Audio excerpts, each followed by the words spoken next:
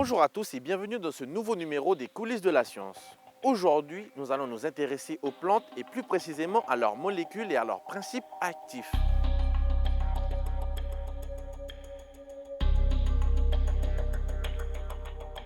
Nous avons suivi pour cela des ethnopharmacologues et des chimistes qui tentent de percer le secret de ces plantes utilisées par nombre d'entre nous en Nouvelle-Calédonie et ce pour se soigner.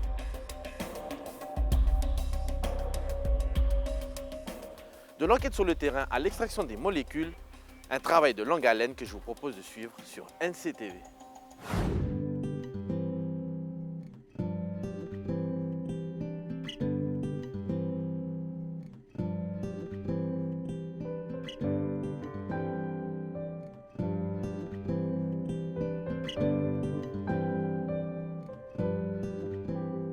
Les substances issues des végétaux ont des intérêts multiples qui sont mis en profit par l'industrie, notamment en alimentation, en cosmétique, mais également en thérapeutique en tant que médicament. On sait que la médecine, la pharmacie utilisent encore une très forte proportion de médicaments d'origine végétale.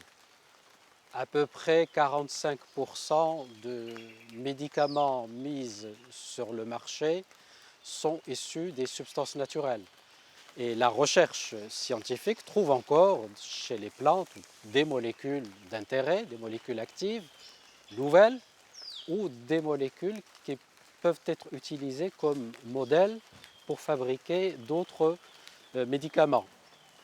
En fait, le monde végétal fournit la matière première que l'industrie pharmaceutique utilise pour la fabrication d'un très grand nombre de ces médicaments.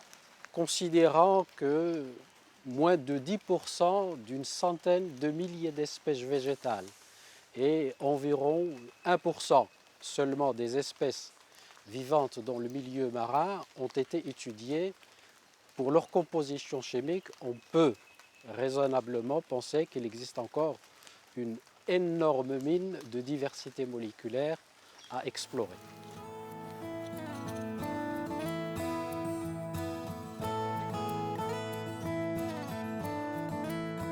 Ça va? Qu'est-ce que tu fais là? Ça va? Ouais. Oh, je ramasse un peu des Bonjour. feuilles. Ça va là? En tant que scientifique, on recherche en fait dans les plantes les molécules, on appelle ça des molécules d'intérêt, qui ont une activité biologique. Alors il y a deux méthodes. Il y a la méthode dite au hasard, c'est ce qu'on appelle la méthode de chimiotaxonomique. C'est-à-dire on va récolter des plantes et on va les tester un peu au hasard. Et puis il y a la méthode dite ethnopharmacologique. Alors pourquoi on s'intéresse à l'ethnopharmacologie? D'abord parce que vous travaillez sur des plantes qui ont des vertus connues. Donc si c'est des vertus connues, eh c'est souvent des plantes qui ne sont pas toxiques. Ça c'est la première raison. La deuxième raison, l'étude, la méthode ethnopharmacologique permet de mieux connaître en fait les plantes de la médecine traditionnelle. Puis la troisième raison, c'est que vous avez comment on appelle ça, des cibles. Au point de vue coût, c'est moins cher que de faire du criblage au hasard. La Nouvelle-Calédonie est dotée d'un patrimoine exceptionnel en matière de plantes médicinales et aromatiques. Les possibilités de découverte de nouvelles substances sont donc immenses. La liste des plantes médicinales et aromatiques est exhaustive.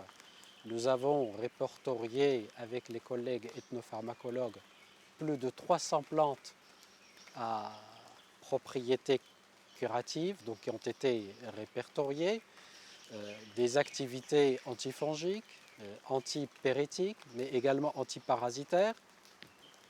Mais étant donné que la préparation en médecine traditionnelle se fait sous forme de tisane ou des mélanges relativement complexes, il est très difficile de définir la molécule ou les molécules responsables de cette activité. Et les travaux de recherche que nous développons ont pour but justement de justifier de manière scientifique cet usage.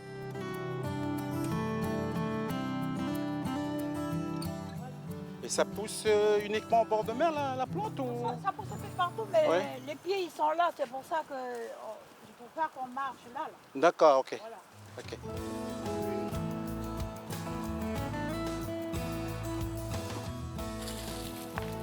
Rapopo. Rapopo. Rapopo. La première étape du travail qu'on fait en tant que scientifique, c'est d'abord d'aller collecter auprès des personnes ressources comme Georgette.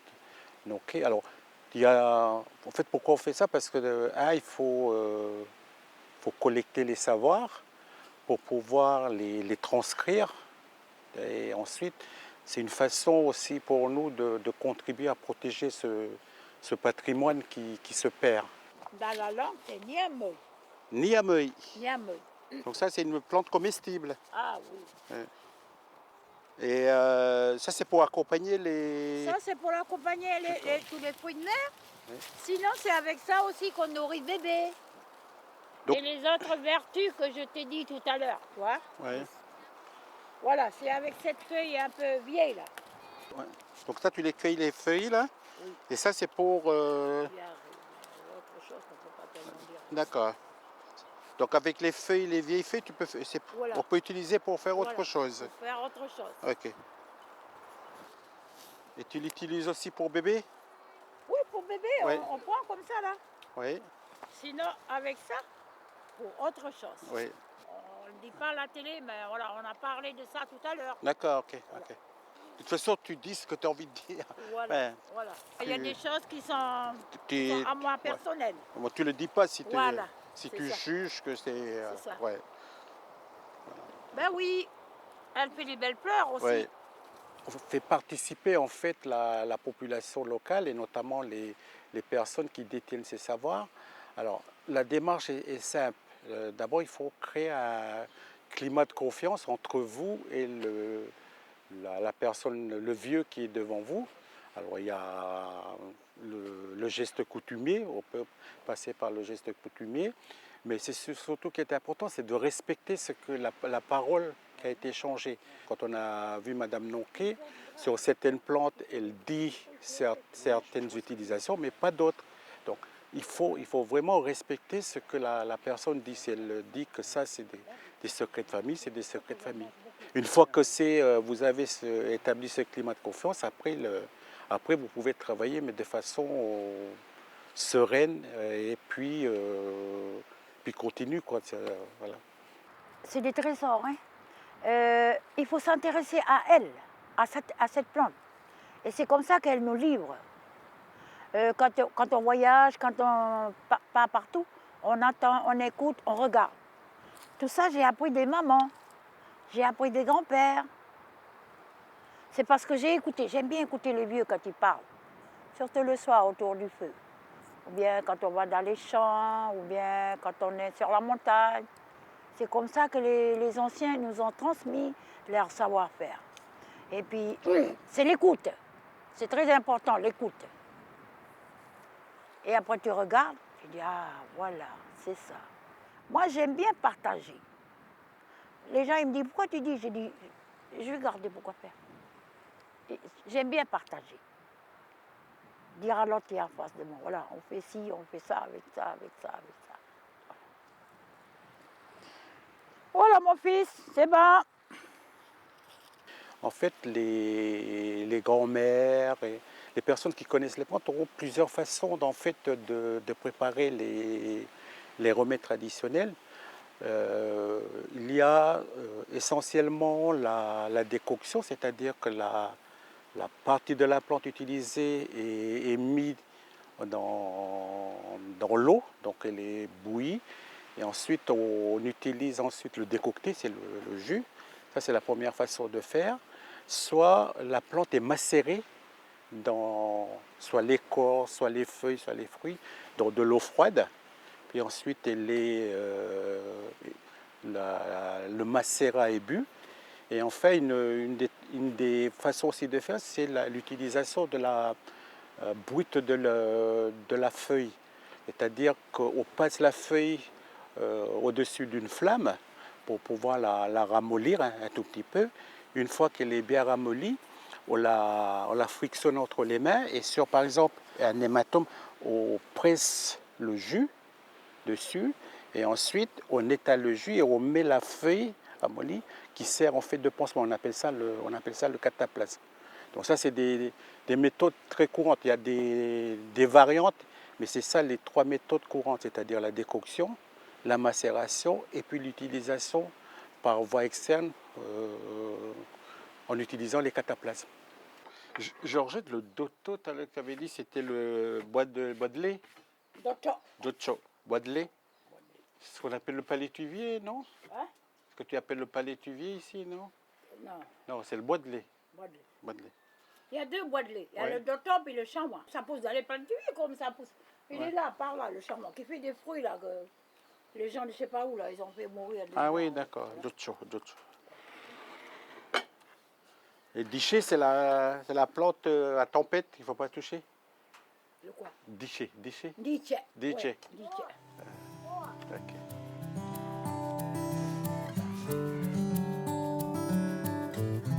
De retour au laboratoire, donc on regarde l'ensemble des informations qui ont été recueillies, puis en fonction des plantes, en fonction des vertus qu'on nous a dit, on va revenir ensuite sur le terrain pour collecter les plantes et ensuite repartir au laboratoire pour extraire les molécules contenues dans la plante et surtout pour confirmer ou infirmer l'information que nous qu'on a recueillie sur le terrain.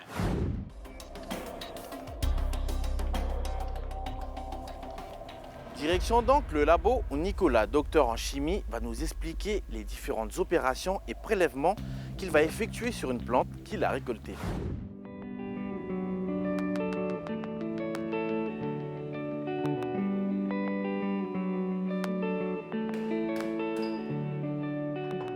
Il existe plusieurs méthodes pour traiter une plante. Alors, ça va déjà dépendre de la partie de la plante qui va nous intéresser.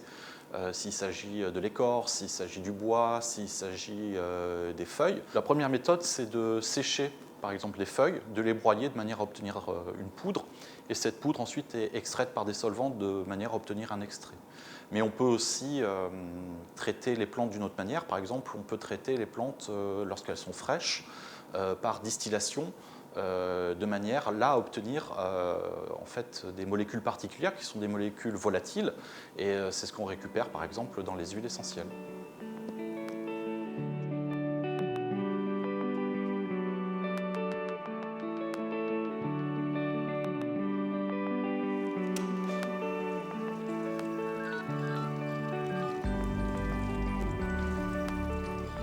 Donc là, il s'agit d'une expérience qu'on appelle une hydrodistillation.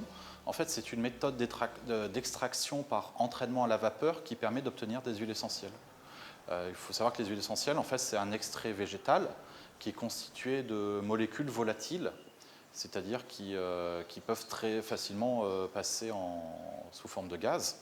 Et donc là, dans cette extraction, on a donc des feuilles qui sont en présence d'eau que l'on fait chauffer. Et donc la vapeur d'eau va entraîner les molécules volatiles et ensuite elles vont être recondensées de manière à concentrer et obtenir l'huile essentielle. Alors l'huile essentielle, elle peut être utilisée pour différents aspects de l'huile essentielle. Elle peut être utilisée par exemple comme parfum. On trouve donc des parfums qui sont composés d'extraits végétaux volatiles comme par exemple avec le santal. Et puis on peut aussi avoir bien des huiles essentielles qui ont des propriétés médicinales aussi.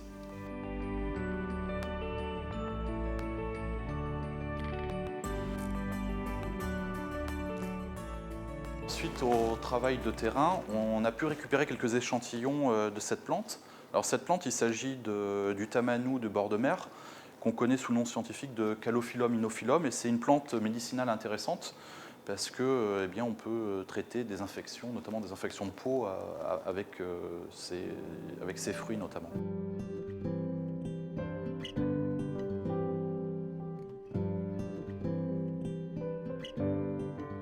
Donc là, on a pu récupérer des feuilles. Alors les feuilles, ça va nous servir à bien identifier la plante, puis aussi à faire des études génétiques. Et puis on va essayer d'extraire eh bien, les molécules à partir des fruits donc, du tamanou.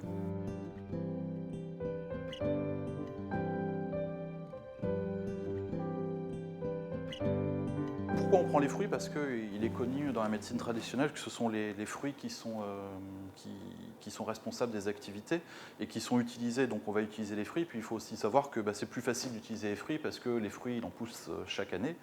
Et que dans ce cas-là, c'est une ressource qui est renouvelable et qui peut être retrouvée et faite sans qu'on ait à couper l'arbre. Par exemple, si on devait avoir à prendre le tronc, on serait obligé de couper l'arbre.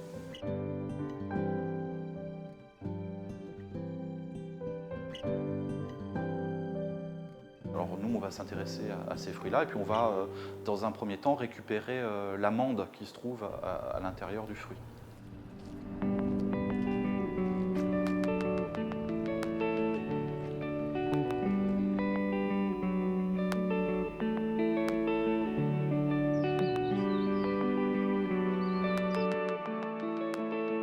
Eh bien, cette amande, on va la faire sécher pendant quelques jours au soleil dans un séchoir, de manière à ce que l'eau puisse s'évaporer et puis que l'amande se concentre en huile. Et une fois que l'amande s'est concentrée en huile, on va pouvoir la presser et obtenir donc une huile de tamano comme ceci, qui est donc relativement fluide. Voilà. Les molécules qui vont nous intéresser sont concentrées dans l'huile. Donc en fait, on fait déjà dans cette étape-là une concentration des molécules qui nous intéressent, de manière à avoir une quantité de matière la plus importante possible pour la suite des opérations.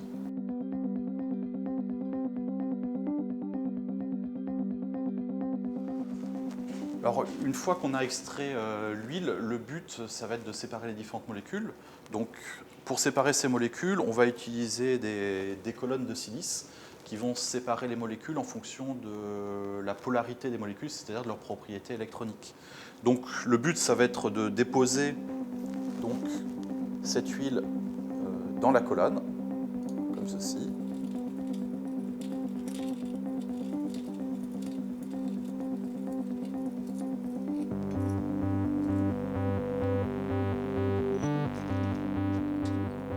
Le but final, ça va être d'obtenir des molécules purifiées qui vont être analysées de manière à définir leur structure moléculaire.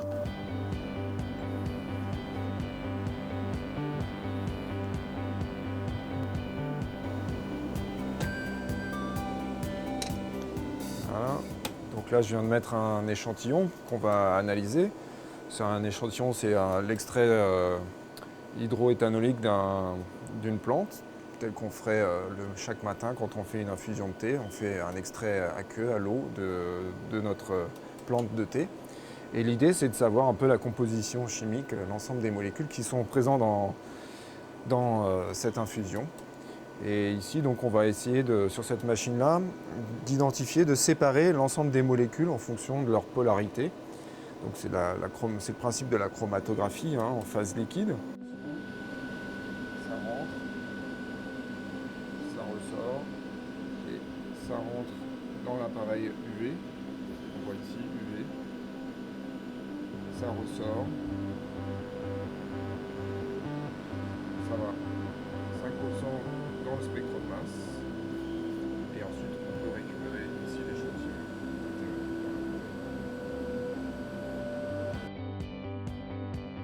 On peut identifier des molécules de manière ciblée ou non ciblée. Donc ciblée, c'est si on connaît déjà au préalable la composition chimique de notre extrait.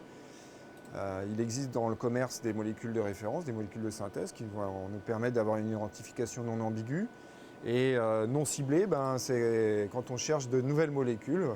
On sait qu'il y a des molécules d'intérêt biologique si on a fait au préalable des tests d'activité sur des bactéries, des virus. Et notre idée, c'est d'aller chercher parmi l'ensemble des milliers de molécules, quelle est celle qui présente l'intérêt. Et donc chaque pic qu'on observe sur l'écran est spécifique d'une molécule.